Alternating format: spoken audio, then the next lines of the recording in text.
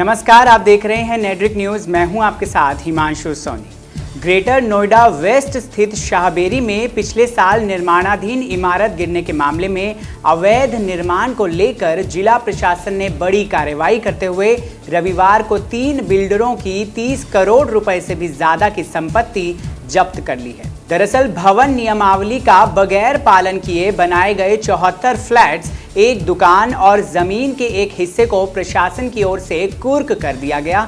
इन तीनों ही बिल्डर्स ने ग्रेटर नोएडा प्राधिकरण से बिल्डिंग्स बनाने के लिए कोई लेआउट भी पास नहीं करवाया था और ना ही फ्लैट्स के निर्माण में किसी तरह के कोई सुरक्षा मानकों का पालन किया गया। इनके अलावा 15 बिल्डरों पर गैंगस्टर एक्ट के तहत कार्रवाई की गई है। आपकी जानकारी के लिए बता दें कि शाहबेरी मामले में अब तक करीब 20 बिल्डरों की गिरफ्तारी की जा चुकी है। इस मामले में आखिर क्या हुआ था, आइए पहले इसको समझ लेते हैं। दरअसल ग्रेटर नोएडा के शाहबेरी में पिछले साल 2 इमारतें ढह गई थी। इस दर्दनाक हादसे ने 9 लोगों की जान ले ली थी। इस हादसे के बाद जिला प्रशासन एकदम चौकन्ना हो गई और उसकी नज़र शाहबेरी में ही अवैध निर्माण पर पड़ी। आपको पता हो कि इस हादसे के आरोपी बिल्डरों को सीएम योगी ने जेल भेजने का आदेश दिया था, जिसके बाद पुलिस प्रशासन की ओर से सभी आरोपियों के खिलाफ कार्रवाई तेज हो गई है। ऐसे में बिल्डर्स और ग्रेटर नोएडा प्राधिकरण के बीच के इस विवाद में शाहबेरी फ्लैट्स के खरीदार बुरी तरह से फंस चुके हैं। इस मामले में खरीदारों को मुश्किल का सामना करना पड़ रहा है। उनकी मांग है कि या तो उन्हें घर के बदले घर दिया जाए या फिर उनके अपार्टमेंट्स को तोड़ा ना जाए। इसी मांग को लेकर खरीदार पिछले 2 महीनों से भी ज्यादा समय से धरने पर बैठे हैं। इस पूरे मामले के पहलुओं को जानने हमारे संवाददाता वसीम सब्बाक पहुंचे शाहबेरी धरना स्थल पर। आइए जानते हैं क्या है पूरा मामला। शाहबेरी अवैध बिल्डिंग निर्माण मामला जो कि पिछले काफ़ी समय से बायर्स, बिल्डर्स और नोएडा प्राधिकरण के बीच चलता आ रहा है। हमारे साथ मौजूद है कुछ लोग जो कि धरना दे रहे हैं। इनसे बात करें क्या है पूरा मामला। जी सर, जैसे कि आप धरना स्थल पर यहाँ मौजूद हैं, क्या है पूरा मामला, किस लिए धरना दिया जा रहा है? हमारा धरने को 83 दिन हो गए हैं। आज धरना हमारा इसलिए दिया जा रहा है कि ये हमें अवैध घोषित करने पर तुले हुए हैं। अवैध और वैध का कारण हम आज तक इन्होंने बताया कि अवैध तुम हो क्यों, क्या कारण है। वोट हमारे, पैन कार्ड, वोटर कार्ड, आधार कार्ड, सब चीज़ हमारे, बिजली का बिल हमारे पे, रजिस्ट्री हमारे पे, सब चीज़ तो हमारे पे है। देश में जितने भी लोग रह रहे हैं वे अवैध और वैध का कारण ही नहीं आज तक हम जान पाए। मकान हमने खरीदा, प्लॉट वाले ने प्लॉट लिए, फ्लैट वाले ने फ्लैट लिए, तो अवैध कैसे घोषित करना चाह रहे हैं। ये 124 गाँव है ग्रेटर नोएडा में, एक शाहबेरी ही टारगेट बना के अवैध हो गए। कहाँ बिल्डिंग नहीं गिरी, कहाँ सरकारी तंत्र फैल नहीं हुआ।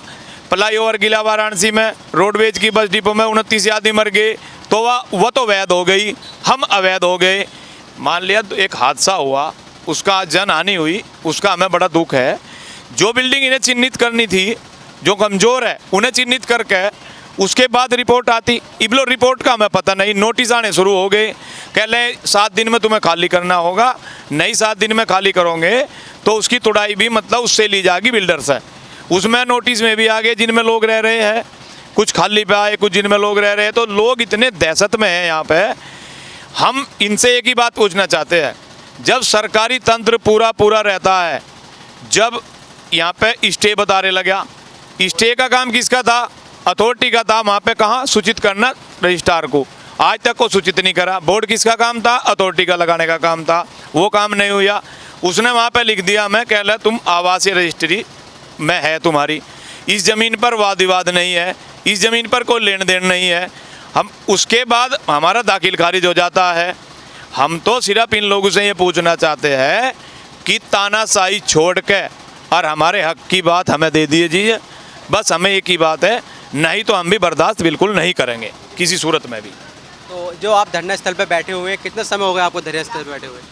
आज हमें 83 दिन हो गया धरना देते हुए और 11 तारीख से हम लोग भूख हड़ताल पे जा रहे हैं, क्योंकि प्रशासन हमारी बात मान के तैयार नहीं, अथॉरिटी हमारी बात मान के तैयार नहीं है। हमसे ना कोई बात कर रहा है, ना हमारे विषय में सोच रहा है। हमें धमकी और दिया जा रहा है कि हम आपकी बिल्डिंगें गिरा देंगे। तो हमारे पास अब कोई रास्ता है नहीं, बिल्डिंग गिर जाएगी तो वैसे ही हम मर गए। हमने इसलिए भूख हड़ताल रखा है कि हमारी बातें, हमारा दर्द, हमारी भावनाओं को समझ के सरकार हमारे लिए कुछ बेहतर फैसला ले सके, क्योंकि अभी तक तो हमारे लिए 83 दिन में कोई फैसला लिया नहीं गया। अब हमें एक रास्ता और बचा हुआ है, वो भी आजमा के देख लेते हैं कि अगर भूखे ही मरना है, प्रशासन सुन लिया, हमें जागरूक करके हमें ज़िंदा रखना चाह रही है या हमें मारना चाह रही है।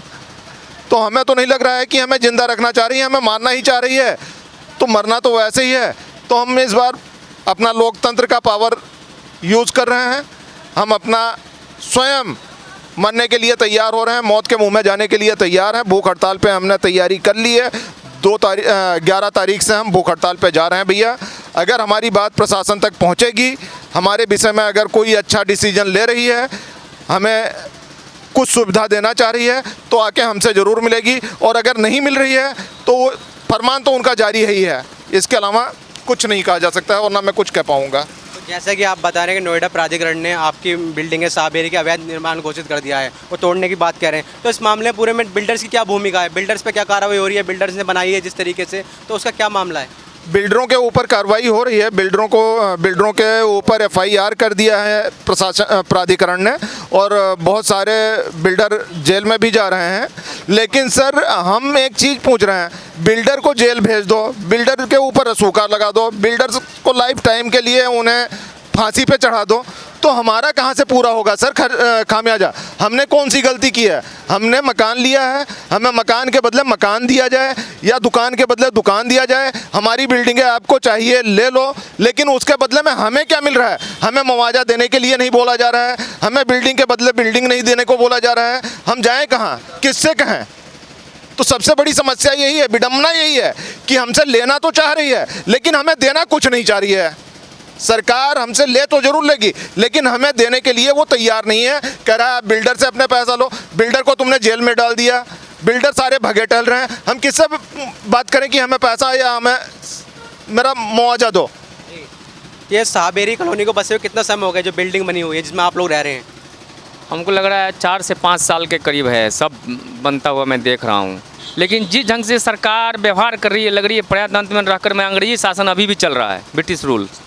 और जिस ढंग से हम लोगों को धारा लगाया गया था आंदोलन में, हम लोग शांतिपूर्ण आंदोलन कर रहे थे, उसमें से भी हम लोगों पर ऐसे ऐसे धारा लगा दिया गया जो कभी हम लोगों ने सुना भी नहीं। मैंने कुछ नहीं गलती किया था, अपना बात रख रहे थे, अपना धरना दे रहे थे, वो भी शांतिपूर्वक। हम लोगों को टारगेट बनाया जा रहा है, हर तरह से टारगेट। हर आदमी प्रेशराइज है, टेंशन में है, और पूरे ज़िंदगी की कमाई लगा रखा हूँ। मैंने किसका क्या बिगाड़ा है? मैंने उस नेता को जो बोल रहा है, जो अधिकारी बोल रहा है, उसका पॉकेट से पैसा लेकर मैं खरीदा, मैंने अपने कमा कर खरीदा। और वो कह रहा है गिरा दूंगा, यहाँ सब लोग मर जाएगा, मार देगा, लेकिन कोई नहीं एक बिल्डिंग को गिराने देगा। वो टारगेट बना रखा है शाहबेरी को सारे बिल्डिंग गिराने का। मैं ये कहता हूँ गवर्नमेंट की कौन बिल्डिंग है जो इससे अच्छा है? सब इससे खराब है। फिर ये बिल्डिंग कैसे खराब हो गया? एक बिल्डिंग के गिर जाने से पूरा शाहबेरी खराब हो जाएगा। बॉम्बे में भी अभी बिल्डिंग गिरा है, क्या पूरे बॉम्बे का बिल्डिंग खराब हो गया? ये तानाशाही। जिस तरीके से नोएडा प्राधिकरण ने आपकी शाहबेरी की बिल्डिंग को अवैध बता दिया गया है, वो क्या कह रही है अभी इस मामले पर? अभी क्या कह रहे हैं इस मामले को लेकर? सब वो चाहे जो मर्जी कहें, मेरा तो एक सिंपल सा सवाल है। बिल्डरों को आपने जेल में डाल दिया था, जितने मतलब पता नहीं आज तक 10-12 बिल्डर गिरफ्तार हो गए। प्राधिकरण का जो भ्रष्ट अधिकारी है वो आज तक गिरफ्तार क्यों नहीं हुआ? मेरा ये सवाल है। ये प्रशासन, सरकार मुझे जवाब दे इस बात का, क्यों नहीं हुआ? जबकि सबसे बड़े गुनहगार वही हैं। ये अगर बसी है कॉलोनी, किसके दम पे, किसकी नाक के नीचे ये कॉलोनी बसी है? अगर आपने बसा दी और आज आप कह रहे हो कि भैया ये क्या हो गया भाई, अवैध हो गई। कैसे अवैध हो गई भाई? हमने आज से कई साल पहले एक हमारे भाई ने RTI डाली थी, तब प्राधिकरण कहता था भैया मेरे अधिकार क्षेत्र में नहीं है। अब भाई तुम्हारे अधिकार क्षेत्र में तब नहीं था, तो अब ध्वस्तीकरण के टाइम पे तुम्हारा अधिकार क्षेत्र कैसे हो गया? ये हमें बता दीजिए साहब। बाकी हमारी सरकार से ये मांग है कि हमें आज की डेट में जो हमारे प्रॉपर्टी का पैसा बनता है वो दीजिए, हम खुद निकल जाएंगे यहाँ से। जैसा कि आप बता रहे हैं कि यहाँ 80 दिन से ज़्यादा हो गए आपको धरना देते हुए, ग्रेटर नोएडा प्रशासन कोई अधिकारी या मंत्री आपसे मिलने के लिए आया? नहीं, अभी तक यहाँ पे कोई नहीं आया है। 1-2 बार मीटिंग हुई थी और वहाँ पे ही बुलाया गया था, लेकिन यहाँ पर कोई भी देखने के लिए नहीं आया, ना प्रशासन का ना कोई अथॉरिटी का। तो अभी मतलब क्या कार्रवाई चाहते हैं आप प्रशासन से, क्या मांग है आपकी? हम कार्रवाई ये चाहते हैं कि यहाँ पे जितनी मूलभूत सुविधा है वे तुरंत लागू करी जा। उस पर इनका ध्यान नहीं है, तानाशाही की ओर इनका पूरा ध्यान है। हमारा यही मांग है हमारी इनसे कि तानाशाही हम बर्दाश्त नहीं करेंगे, बिल्कुल नहीं करें तानाशाही बर्दाश्त, हो चाहे कुछ भी है, उससे हमारा कोई मतलब नहीं है। ये हमारी मांग है। देखिए, जैसे कि मोदी जी का सपना है 2022 तक हर किसी को घर मिले देश में, हर किसी के पास अपना घर हो, कि सबके सर पर छत हो, और ऐसे में आपके घर की छत छिन नहीं है, आपको क्या महसूस हो रहा है? सर, मोदी जी का तो सपना है, लेकिन प्रशासन और अथॉरिटी का सपना नहीं है कि भाई मोदी जी का सपना पूरा हो। मोदी जी का सपना पूरा करने के लिए अथॉरिटी नहीं चाह रही है कि मोदी जी का सपना पूरा हो, उनके कर्मचारी लोग नहीं चाह रहे हैं कि मोदी जी का सपना पूरा हो। वो तो यही चाह रहे हैं कि मोदी जी किसी भी तरीके से बैकफुट पे आ जाएं। मैं मोदी का बहुत बड़ा सपोर्टर रहा हूँ, योगी का बहुत बड़ा सपोर्टर रहा हूँ, आज भी मैं बीजेपी का कार्यकारिणी अध्यक्ष हूँ, लेकिन इस जगह पे मैं रहकर सावेरी में इतना दुखी हो चुका हूँ कि शायद आगे चल के मैं रिजाइन दे दूंगा कि मैं अब नहीं रहूँगा यहाँ पे, बीजेपी में मैं कोई काम नहीं करूँगा। मोदी जी का कोई एजेंडा गलत नहीं था, मोदी जी का, योगी जी का कोई एजेंडा गलत नहीं था, उनका सारा एजेंडा बढ़िया था। इनके भ्रष्ट अधिकारी, जो भ्रष्ट लोग हैं, वो इनको सक्सेस होने नहीं देना चाह रहे हैं, और उसका खामियाजा कहीं ना कहीं आने वाले इलेक्शन में आपको नज़र आएगा। मैं आपको एक चीज़ बता रहा हूँ, मोदी जी का सपना था 2022 तक सबका हो, हमारा अपना है, और हमारे हमारे सिर से छत छीना जा रहा है। एक बात बताइए, सरकार सबको देने के लिए बोला है, बहुत अच्छी बात है। जब सरकार हमें ज़मीन या मकान देने के लिए कह रही है, तो जो हमारा छत है, अगर उसमें सपोज लो कोई कमी है, मैं कमी तो हमारी बिल्डिंगों में है नहीं, जिसमें कमी है क्या उसे रिपेयर किया नहीं जा सकता है? उसमें जो कमी है उसे दूर नहीं किया जा सकता है? तो हमारी छत से, हमारे सिर से छत छीनने का अधिकार किसे दिया है? अगर उसमें कोई कमी है तो उसे सही भी कराया जा सकता है, अनअथराइज है तो अथराइज भी किया जा सकता है। भाई यहाँ पे 1.25 लाख लोग रह रहे हैं, तो 1.25 लाख बेघर होंगे, तो 2018 में ही बेघर क्यों करना चाह रहे हो? 2022 तक तो आप देना चाह रहे हो कि आपको छत मिलेगा, और 2018-19 में हमारे सिर से छत छीन रहे हो, तो ये नहीं चलेगा। आप बाबा, जैसे कि ग्रेटर नोएडा प्राधिकरण ने साबेरी की बिल्डिंग को अवैध घोषित कर दिया है, आप उसमें रहते हैं, आपको नोटिस वगैरह मिला कुछ अभी? नहीं, नोटिस हमारे को तो नहीं मिला है, लेकिन अन्य लोगों पे, बहुत सारे बिल्डरों पे नोटिस पहुंच चुके हैं। लेकिन मैं ये अपनी कहना ये चाहता हूं कि विडम्बना इस बात की है कि 2013 से लेकर के और आज 2019-2018 तक, जीरो से लेकर के इस सावेरी में और पहाड़ों तक बिल्डिंगें पहुँच गई, 5-5, 6-6 इतनी बिल्डिंगें बन गई, जो कहकर लगभग 3-4 वर्ग किलोमीटर के एरिया में सावेरी फैल गई। क्या ये प्राधिकरण, पुलिस प्रशासन और ये सरकार क्या सो रही थी? इनको इतना बड़ा काम नहीं दिखा? ये तब अवैध था जब चल रहा था, सारा काम चल रहा था, बंदर बांट चल रहा था, ये सारा अवैध था। जो इतने 2-3-4 किलोमीटर वर्ग किलोमीटर के एरिया में बिल्डिंगें बन के खड़ी हो गई। बिल्डरों ने ज़मीनें खरीदी, बिल्डरों ने इमारतें बनवाई, घर बना दिए, बाहर से आए, उन्होंने देख कर घर खरीदे, उन्होंने रजिस्ट्री कराई, बाकायदा बिजली के कनेक्शन कराए सारी, और उसके बाद ये अवैध हो गया। एक बिल्डिंग गिरने के बाद ये अवैध हो गया, उससे पहले कोई अवैध नहीं था, सब वैध थे। तो मैं कहूँ, ये प्रार्थनी है मेरी, मैं ये पूछना चाहता हूँ कि तब से अब क्या हो गया? तब क्या था? क्या ये बंदरबांट चल रहा था? क्या चल रहा था? ये इस चीज़ को हम बड़ी विडम्बना कहते हैं, अथॉरिटी वालों की, सरकार की और पुलिस प्रशासन की। तब से अब में क्या अंतर हो गया जो अब हम अवैध हो गए? अच्छा बाबा जी, जैसा कि प्रधानमंत्री नरेंद्र मोदी का कहना है कि 2022 से सबको अपना घर मिलेगा, सबके हाथ में घर की चाबी हो, लेकिन आपका घर उजड़ रहा है, ऐसे में क्या लग रहा है आपको?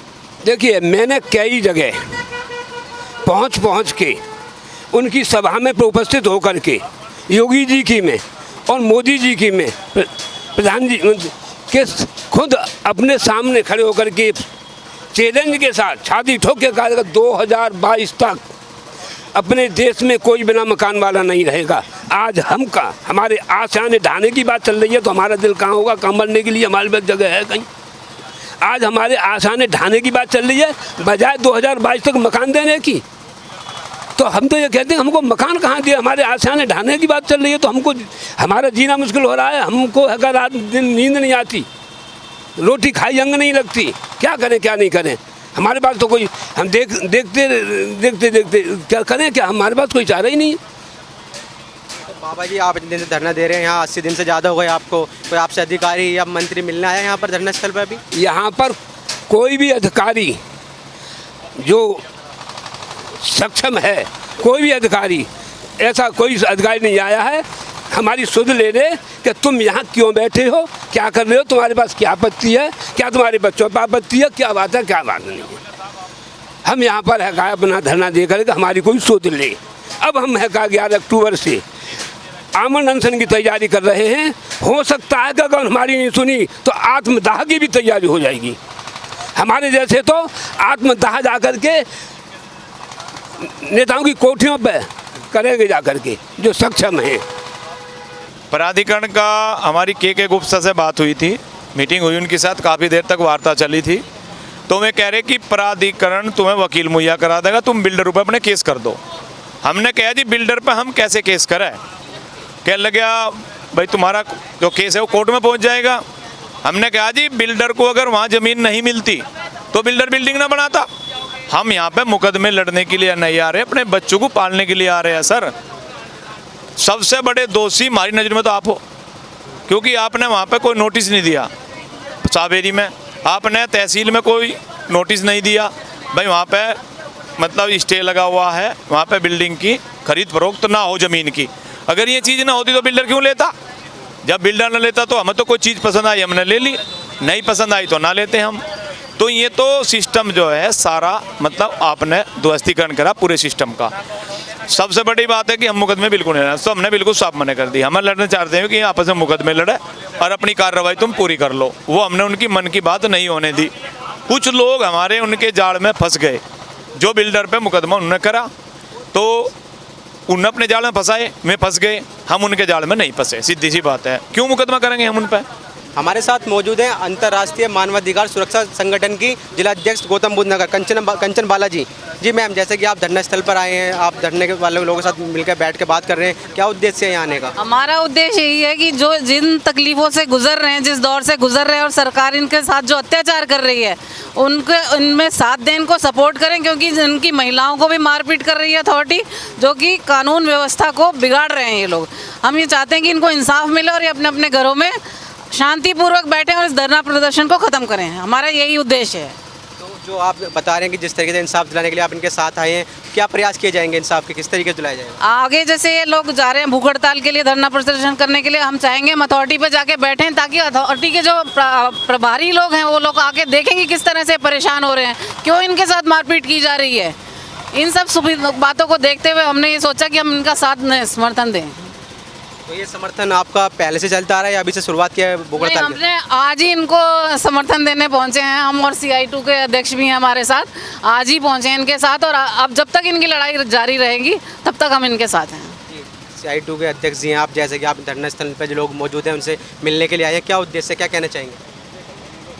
CI2 कर्मचारी वर्ग का नेतृत्व करता है और ये कॉलोनियाँ कर्मचारी वर्ग के लोगों की कॉलोनियाँ हैं। सरकार को राजस्व दे के बनाई गई है, वैध तरीके से खरीदी गई है। सरकार को जिस तरह निर्णय लिया है वो निर्णय सरकार का गलत है, प्राधिकरण का गलत है कि इतनी बड़ी संख्या में जब आबादी बस जाती है तब प्राधिकरण और सरकार जागती है। अगर ये जगह अवैध थी तो यहाँ रजिस्ट्रियाँ क्यों होने दी, क्यों यहाँ बिल्डिंगें बनने दी? उसके लिए दोषी बिल्डर नहीं, पूरी तरह सरकार जिम्मेदार है, नोएडा अथॉरिटी जिम्मेदार है, यहाँ का जिला प्रशासन जिम्मेदार है। अगर कार्रवाई होनी चाहिए तो जिला प्रशासन के अधिकारियों के खिलाफ होनी चाहिए, नोएडा प्राधिकरण के भ्रष्ट अधिकारियों के खिलाफ होनी चाहिए, लेकिन उनके खिलाफ कार्रवाई ना हो करके मारा जा रहा है गरीब तबके के लोगों को। आप बिल्डर्स के खिलाफ कार्रवाई करिए, हमें कोई आपत्ति नहीं है। आप बिल्डर्स के खिलाफ भूमाफिया बनाइए, उनको कोई भी कानून लगाइए, कोई भी धारा में कार्रवाई करिए, हमें उससे कोई आपत्ति नहीं है और हम भी चाहते हैं भूमाफिया के खिलाफ कार्रवाई होनी चाहिए। लेकिन इस कॉलोनी के निर्माण में जिस तरह प्रशासन, जिला प्रशासन की लापरवाही रही है और तमाम कर्मचारियों ने अपने वेतन से पैसे कटा करके थोड़ा थोड़ा पैसा इकट्ठा करके अपने घर बनाए, सरकार को राजस्व दिया और आज उनको उजाड़ा जा रहा है। एक तरफा कार्रवाई है। ठीक है, आप उजाड़ रहे हो तो इन तमाम जो है कॉलोनियों में रहने वाले जो कर्मचारी वर्ग के लोग हैं उनको आप जो जगह दीजिए, दूसरी जगह आप विस्थापित करिए, उसके बाद हटाइए। लेकिन आप उनके लिए कोई व्यवस्था कर नहीं रहे हैं और उनको जो आप जो है एक भगा रहे हैं कि जो आप सिर्फ जो बिल्डर जाने उसके लिए। बिल्डर्स के खिलाफ हमने कार्रवाई कर दी, उन पर मुकदमा दर्ज कर दिया और इसके बाद हम इनको तोड़ देंगे।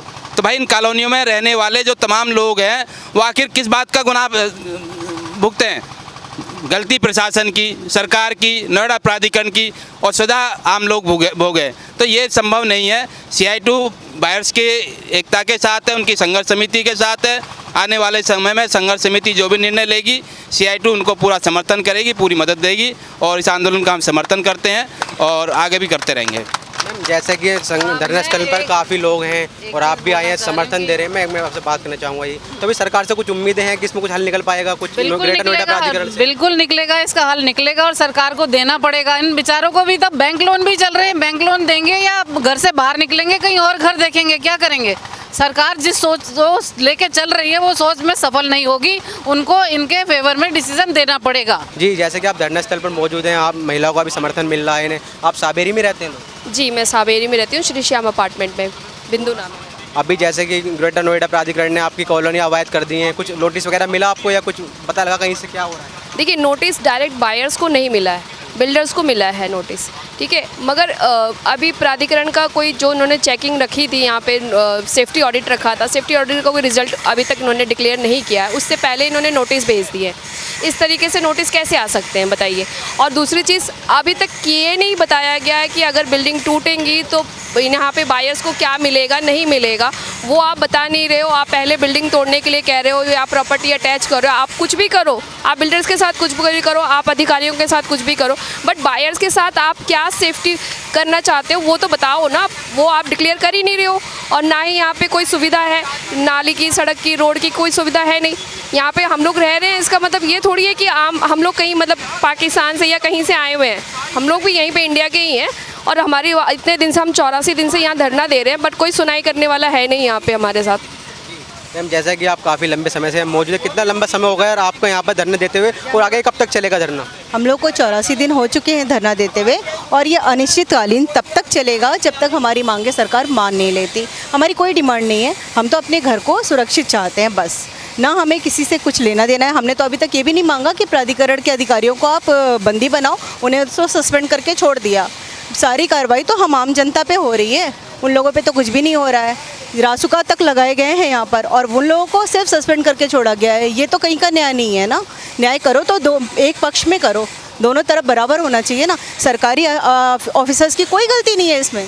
जो कुछ भी गलती है इन तरह के लोग हैं जिन्होंने एक ज़मीन, बहुत सारे ऐसे बिल्डर्स भी हैं यहाँ पर जिन्होंने एक प्लॉट खरीद के बिल्डिंग बनाई है 4 फ्लोर की और उन्होंने बेचा है, उस पर रासुका लगा सकते हो। और जो अधिकारी बैठे हैं उस पर कोई कार्रवाई नहीं, क्यों?